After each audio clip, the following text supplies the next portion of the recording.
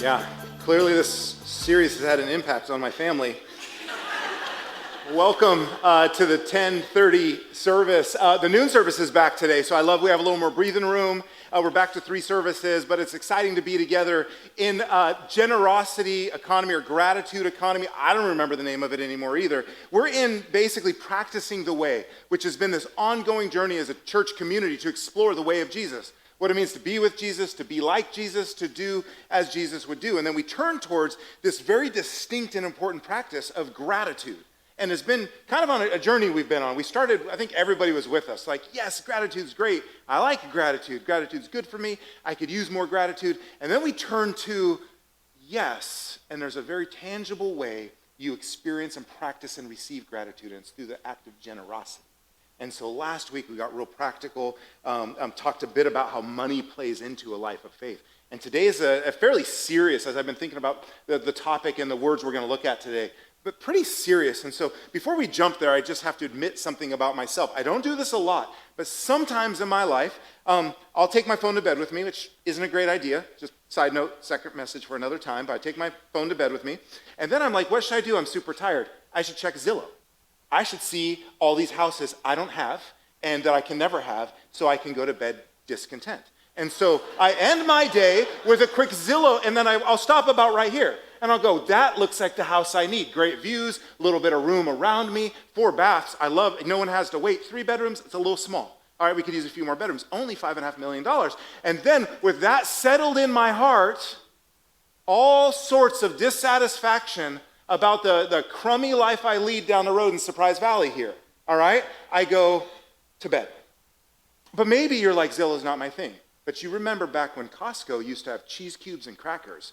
And now Costco's like next level. You show up and they're like, excuse me, would you like to try some responsibly sourced like truffle oil, hand-folded 4th generation Italian pasta? And you're like, that sounds great. And then you show up one day and it's just cheese cubes. And you're like, Costco's, my membership's not even worth it, right? Because, or maybe that's not you. And you just spend your time looking at, you know what, I'm like 18. I don't want to work. I watch my parents work. I just want $1 million of passive income all the time. All right, so you watch a few YouTube videos, and this is where you spend your time. Now you're looking at how AI can generate unlimited ongoing income for you, and you'll never have to work again. All these things, there could be so many ways we could talk about, like jumping into this last conversation around money. But in the middle of it all is kind of this reality, and I wrote this down, okay? The quiet chase for more isn't only a money issue. It's mostly a spiritual issue. And if we're not careful, our desire for more can and will pull us away from the faith that deep in our bones we know we long for. This firm foundation that Jesus says we can build our lives on. All right, so I just want to ask you a question. Let's make it easy, right? If this morning was like giveaway Sunday, and I'm like, everybody, it's a budget so generous, you all get $10,000 to go do good with, right? Who would you give your $10,000 away to? It's got to be done by today, all right? So what or who would it go to? You get a minute, turn around, we do a question on the morning if you're a guest with us. Turn to your neighbor. Don't let anyone sit alone. At least find out if they want to talk to you. If they don't want to talk to you, your strategy is look down, don't make eye contact, that kind of stuff, okay? But we'll be back in 1 minute. I want to be a billionaire, so freaking bad. Buy all of the things I never had. I want to be on the cover of Forbes magazine, smiling next to Oprah and the Queen. Oh, every time I close my eyes, I see my name in shiny lights. Yeah, a different city every night. Oh, I swear the world better prepare for when I'm a billionaire. Yeah, I would have a show like Oprah. I would be the host of Everyday Christmas. Give Travi a wish list. I'd probably pull a Angelina and Brad Pitt and adopt a bunch of babies that ain't never had shit. Give away a few Mercedes like, here lady, have this. And last but not least, grant somebody their last wish. It's been a couple months that I've been single, so you can call me Travi Claus minus the ho-ho.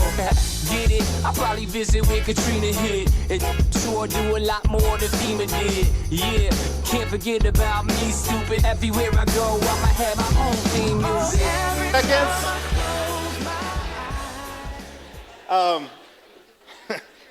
So many places we could give $10,000 to if it just dropped into our lap. What we're going to explore today is the words from the Apostle Paul. And it's important to know who Paul is. Many of you do, but we have to give you this framework, right? So Paul we're not introduced to him as a follower of Jesus in the New Testament in the book of Acts. We're actually introduced to Paul as an enemy of Jesus' followers. He's highly devout, highly religious, but he actually oversees the first public execution of a Christian recorded in Scripture. And then he's so amped up by that, he decides he's just going to go out, he's going to mess with people's faith. And what he wants to do is just undo this upstart Jesus movement, right? So he starts by, all throughout Jerusalem, he's arresting people, kicking in doors, dragging people apart, tearing families apart, all because they have said Jesus is resurrected from the dead. And then Paul runs out of people.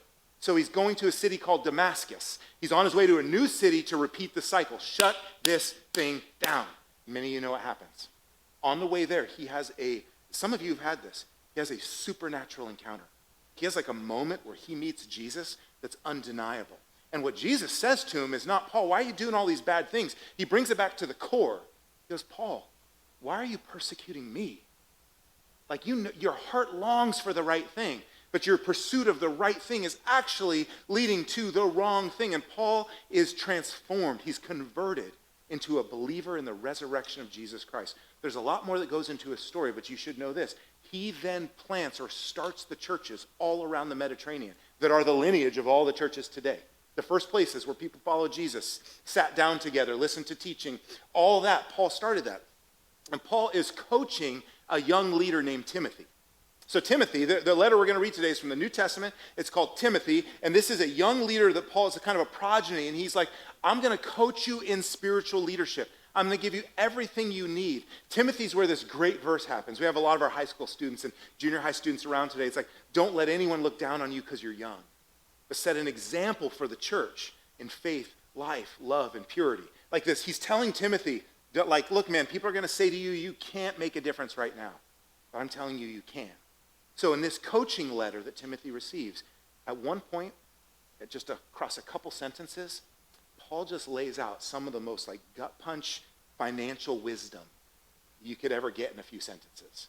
It's deep, it's philosophical, it's spiritual, and I want to take you to it. It's 1 Timothy. So there's two letters we have in the New Testament, inspired by God, this interaction between Paul and Timothy. 1 Timothy chapter 6, it says, but godliness with contentment is great gain. For we brought nothing into the world, and we can take nothing out of it. Just let that settle. 2025, Boise, your life. Imagine Paul's coaching you. And you're trying to figure out, like, what am I supposed to do with my life? Sometimes when I lay down and it gets real quiet, I just feel discontent. No matter what happens, I feel like there's always something I'm missing. There's one piece, if I could just figure that piece out. For many of us, that piece will become money. Paul says, but godliness with contentment is great gain. And he drops this wisdom. You know, you bring nothing into the world and you can take nothing out of it. And I love this picture he gives us, that it's not only godliness. I've been a follower of Jesus for a long time now. I know a lot of people who love Jesus, but they struggle to be content. It's this battle, and it brings a lot of shame and guilt and frustration. They love Jesus. They read the scriptures. They've learned who he is. They set out to follow him. And they're like, but just something's off, and I got to figure out what that is. And it's usually a striving for more on the other side. And Paul goes, I just want to give you the formula, Timothy. It's two things. You need godliness. You have to build your life on the foundation of Jesus Christ. God in human form, as wild as that sounds, it's called the incarnation, gave himself as a sacrifice to accomplish what you could not, to unlock for us access to the superabundant love and mercy of Jesus Christ. That's the gift. That's the godliness piece. He goes, plus contentment. Don't stop there, because you will struggle if you live. You'll do that Zillow therapy that I do. And you'll just sit there and you'll kind of go, if I could, if I had. He goes, if you can put these two together, you will experience life gain. Your life will be full and rich. He says, real profit in life does not come from acquiring more. It comes from combining godliness and contentment. Now, you might look at that and go, well, wait, where's the profit piece? We'll get to that in a second, because We've been on this gratitude economy journey. Started with gratitude, and then we shifted to money, and last week we were like really pointed on it. And I want to be very clear what we said last week. The message was simple. If you want more gratitude in your life, practice more generosity. If you want more generosity in your life, practice more gratitude. The generosity practice was really straightforward. Paul laid it out to the church in Corinth. He said at the first day of the week, based on how much money you earn, there's a real scale of money earning in this room right now. Based on how much you earn, set aside a pre-decided amount of that with joy in your heart to give away. Now, I said this because I would always be suspicious of them, like, yep, the church money talk. Eastwind does not need a moment to seek your money for the ministry here. You're a very generous church. We have a $1.4 million budget, and you give strongly to that. We're able to do a lot of great ministry. We continue to grow. We've been able to save money for our expansion. We will have, in the months ahead, conversation about how we'll raise capital for our expansion. This is not about that. It's about our hearts. So if I could boil it all down, whether you're 15, 18, 20s, 2 incomes, whether you're living in retirement with plenty to spend or none to spend, the practice is make a pre-decided decision to give away. That was last week. That there's a gift on the other side of that. Find a place. Don't be an emotional giver. Be a pre-decided giver. Know exactly what you're about in your life, especially when it comes to your money. Now you could go, but why is it so important, right? Well, it's important because this generosity economy movement has been 3 movements for us. And the first is just a movement from deception to gratitude. In James, the letter James in the New Testament, James says, do not be deceived, my brothers and sisters. Every good and perfect gift comes from God. And the implication is your life is a good and perfect gift because the audience had it really hard. The audience was hungry. The audience was poor. The audience struggled. And James is like, come on. It's not just like cheer up, little pup, lift your chin. Like, don't be deceived. Your life is a gift. And the goodness in that gift, it's from your Heavenly Father. Generosity economy helps us move from deception to gratitude, helps us move from scarcity to trust. And I've kind of shared, I'm a scarcity guy. I don't publicly, and then my wife's over here, I don't think she would agree completely, but deep in my heart, I have always been a little bit afraid that I will never have enough. And I can't shake it. So what I'm sharing with you today is for me as much as anybody. And we'll move from consumption to contentment. I want you just to imagine real quick, wherever you're at when you come in today, are you content? Can you say with like a clear heart, with clear eyes, can you go, yeah? And if you're not, listen in, lean in, and listen in.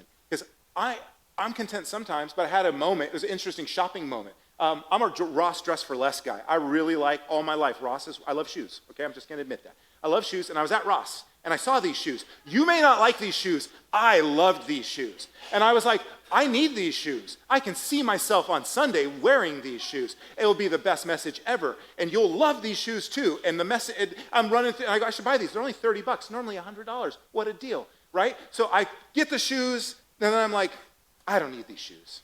And I put them back. I'm like, yeah, I need these shoes. And I grab the shoes, and then I go, oh, I'm preaching this message this week. I can't buy these shoes this week.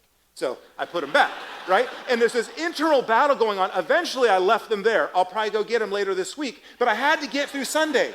I had to sit and kind of go, what in the world? It was a real struggle. And you might be looking at those shoes going, those are the shoes? Don't judge my fashion, okay? That was just like the moment I was in. It's really interesting how consumption is a place we live, but contentment is a place we're promised to go. If we lean into what Paul says here. Look what he says. Those who want to get rich fall into temptation and a trap. And I think at one point he's like, what's the most negative sentence I can say? Because he just doubles down. You fall into temptation and a trap and into many foolish and harmful desires that plunge people into ruin and destruction. He doesn't say those who are rich. He says those who want to get rich. Those whose sense of life satisfaction, whose sense of enough, those who feel like their life will be on a firm foundation when they have. He goes, I'm just going to warn you, Timothy. I'm going to coach you in this because this is going to be a challenge for you. It's going to be a challenge for other people. And he gives this godly wisdom for us. The desire for more can derail your life. Like, no bones, straight up. The desire for more can mess with your relationships, can mess with your friendships, can mess with your parenting, can mess with your work satisfaction. It can just mess. When I think about some of the hardest places I sit in my job, which includes like a counseling component, when I think about some of the hardest places I sit with people, somewhere in there is almost always a desire for more. And some of that desire for more is often tied to, if I just had the financial life I wanted, I would be satisfied. So I gave up on my marriage and I sought out other things. So I took this job right when my kids needed me the most. I traveled forever and could never be home. When I just think this, if you're young, students, right? What's the desire for more look like for you? It's there. The good news for you is you get to get on the front end of this. And you get to go, I want to follow Jesus. Here's how I'm going to do it. I'm not going to get down the road and get my first big paycheck and suddenly go, ooh, what am I supposed to do with this money? I'm going to start now thinking about my heart and how this works. If I offended some of you who already make big paychecks, I'm sorry. There might be students in here making $1 million passive income on TikTok. So, all right. So here's my question for you then. Let's just think real quick about purchasing. Just a little break, catch our breath, okay? What's the last purchase you made that you instantly regretted? Just turn to someone next to you and be like, all right, I got that one. I can tell you the last purchase I made that I instantly regretted. We'll be back in 1 minute.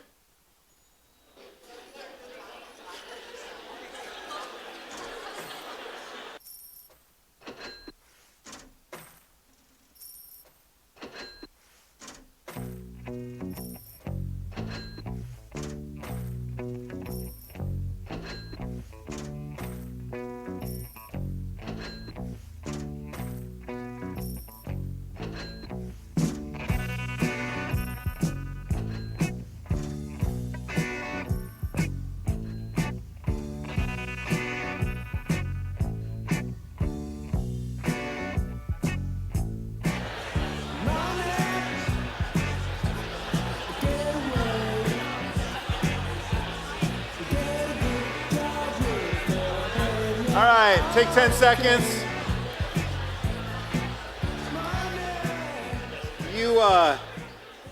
I just want to point out the question. What's the last purchase you made you instantly regretted? There was a whole lot of joy and enthusiasm about sharing out there. And some of you, I know you're out there, you turn to the person next to you and you were so smug. And you went, I don't purchase anything I ever regret. Well, good for you, okay? The rest of us have a few regrets, and we're trying to figure this out and navigate it. So lean in with me. Here's what Paul says. Here's what he's pushing for Timothy, saying, look, as a community of people trying to follow Jesus, I know this about our church community. Many of you are followers of Jesus. Others of you aren't. You're here, and that's so honorable. You're like, I'm part of this. I want to be here. I want to learn. I want to grow, but I haven't, the whole Jesus is resurrected from the dead, I can't, that's not where I go yet. All right, but you're here, and so we want to share with you the same wisdom that the followers of Jesus were called to live into, and I think it works for all of us. I wish I grew up being encouraged with these kind of words. Paul's not saying it's wrong to be rich. To be really clear there. He has ample opportunity to say that.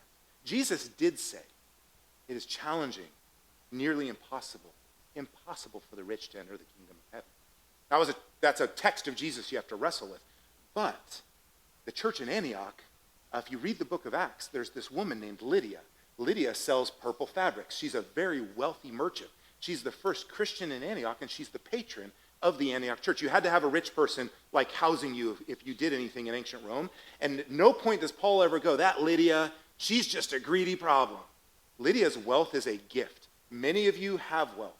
Your wealth is a gift.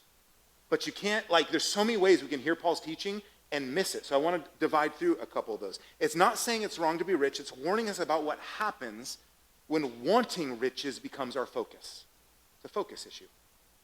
And I put together a little test because I thought we should all figure out if we're rich. All right? This is not a fair test. I imagine those of you in the financial world might disagree with my test. But it's a pretty good test based on Paul's context for when Timothy read this. Okay, let's be honest with ourselves then, all right? As we look at what it might mean to be rich, if you have a streaming subscription, you have enough money to subscribe to some stream of content, you would be considered rich as an audience of this letter. That you actually have that kind of free money to go around, $10 a month, right? If you went out to eat once this month, in audience of this letter, you would be considered rich. It's really important to know where we sit when we read this. If you went, and let's say you're, just Chick-fil-A or In-N-Out, still rich. Five Guys, super rich, okay? Chose between two brands at a store, two different types of, milk or cereal or bread, you would be rich. The world we live in is so full of wealth, we can't even tell how full of wealth it is, even if we don't have wealth. So if you can just hold my little assessment I gave there, it's not totally accurate, but I think it works to say that being rich is not the problem. It's thinking that we're not and excusing ourselves from letting our heart focus on something that does not give us life. This is what he says. For the love of money, money love, is a root of all kinds of evil. If you've been around the church for a while, there's probably times when you've kind of heard the love of money is the root of all evil. That's not what he says. So just real quick, pull back from that. The love of money is the root of all kinds of evil.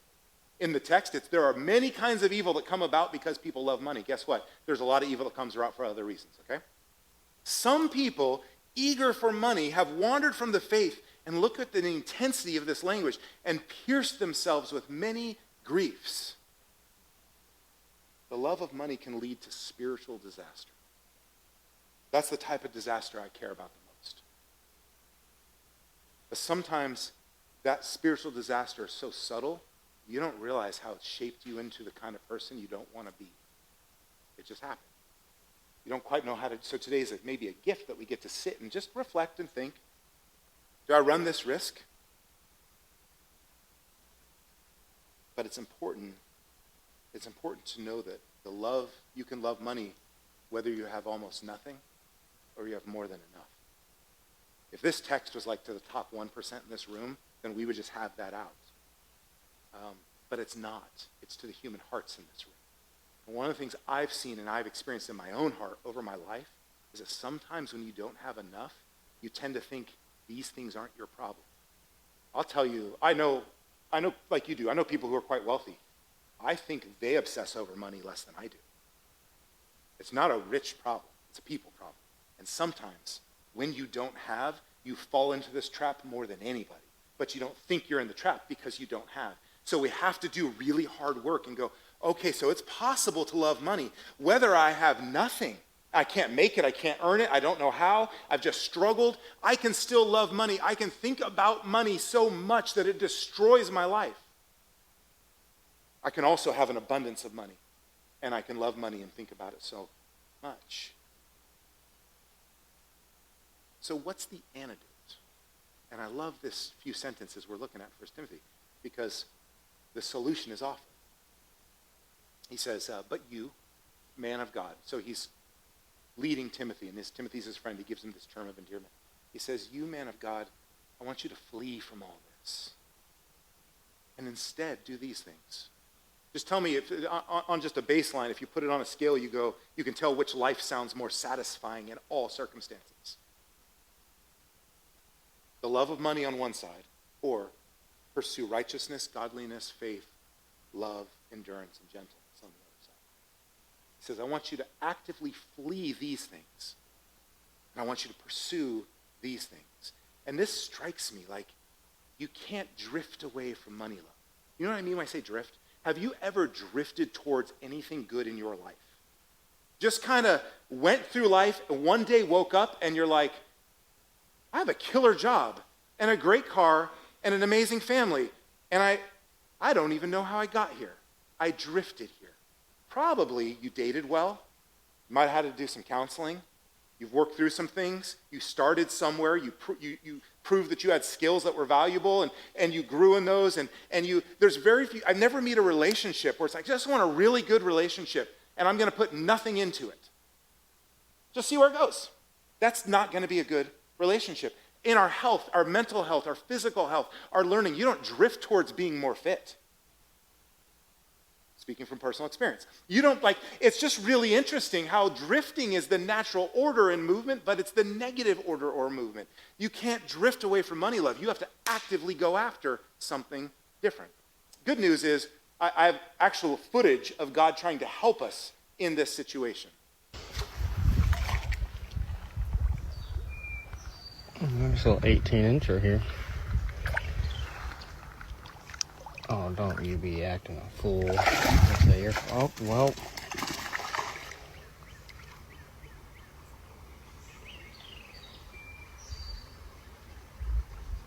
What the hell are you doing? I know you're fine. What are you doing, dude? You are not bleeding. I did not have you out of the water long. Go the other way. Oh my gosh. You're so dumb.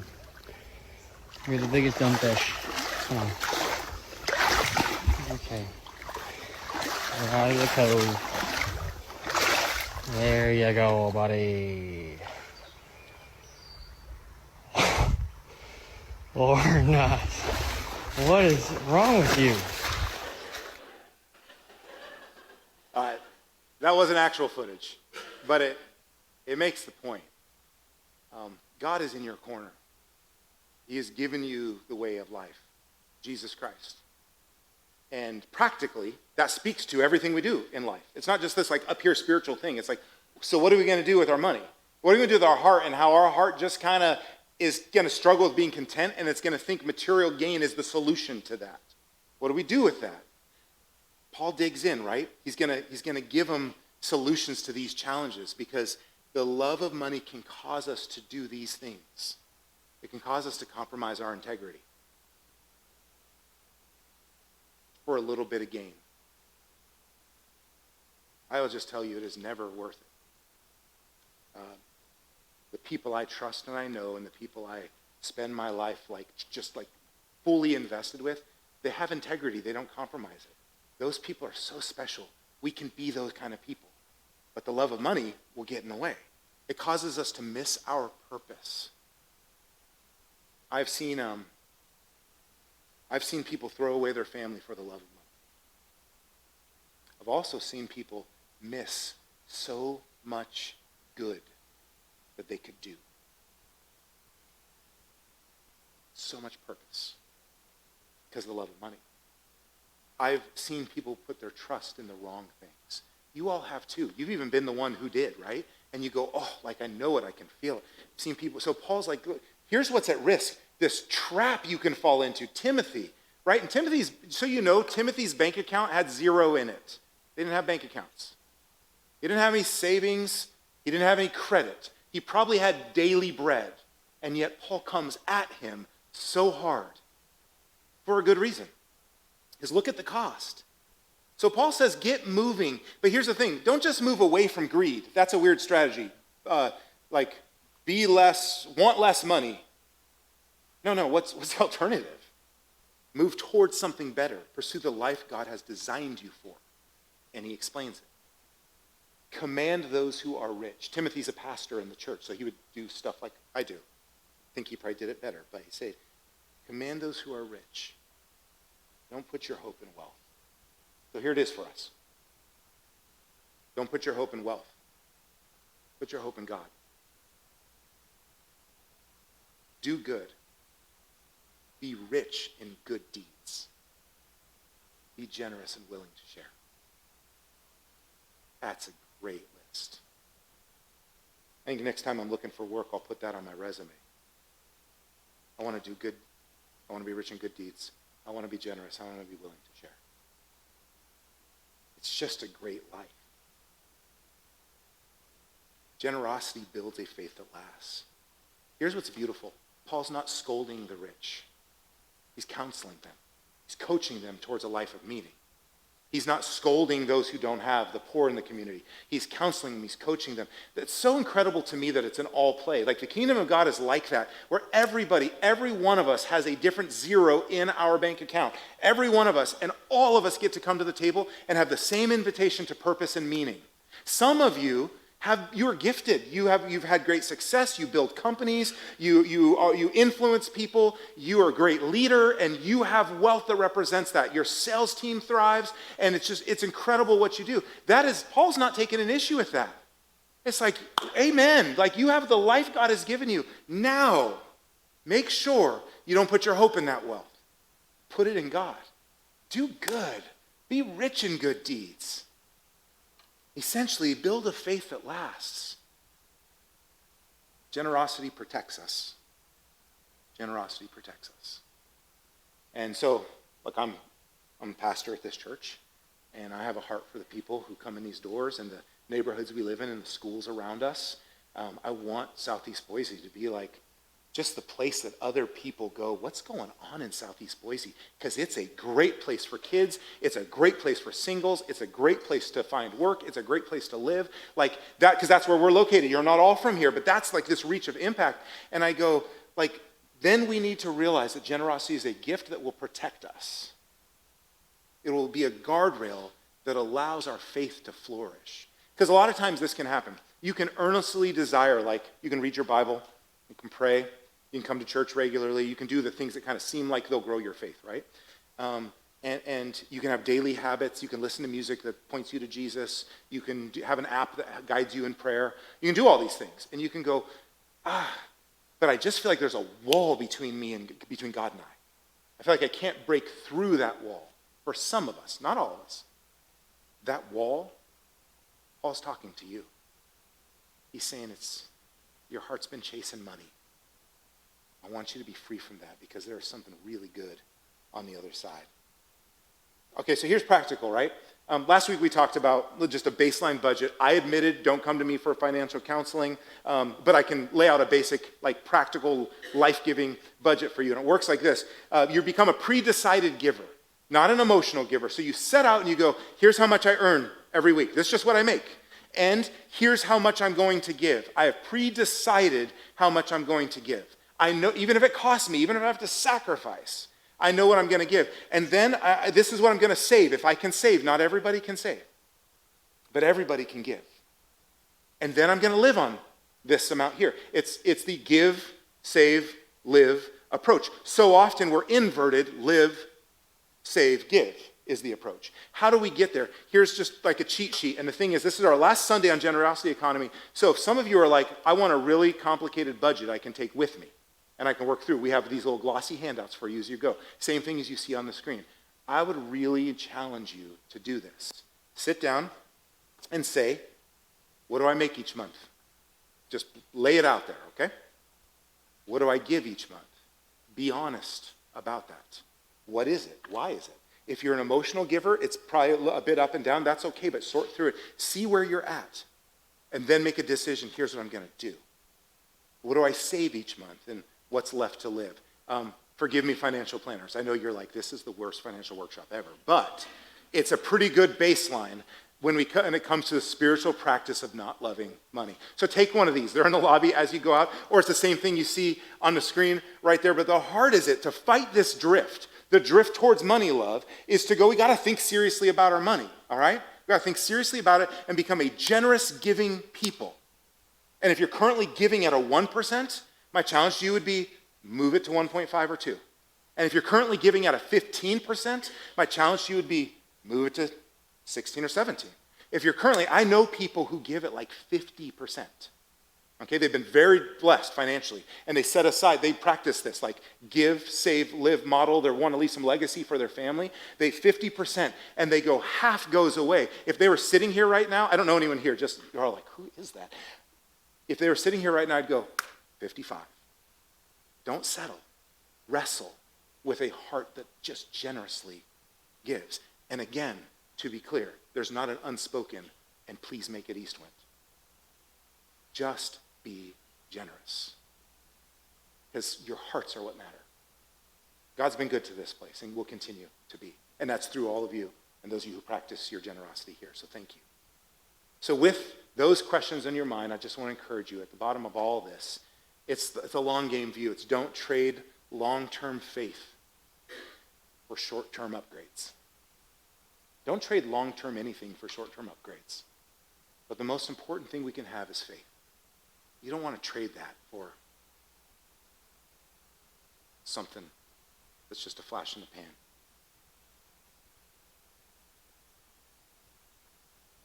So if you and I had coffee or all-you-can-eat sushi, there's other options, but those are two good options.